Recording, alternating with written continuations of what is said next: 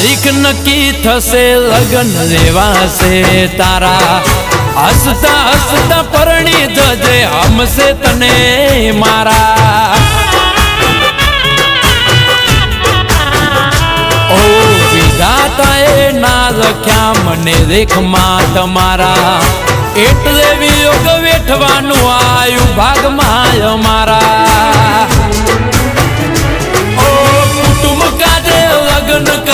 રીત રિવાજે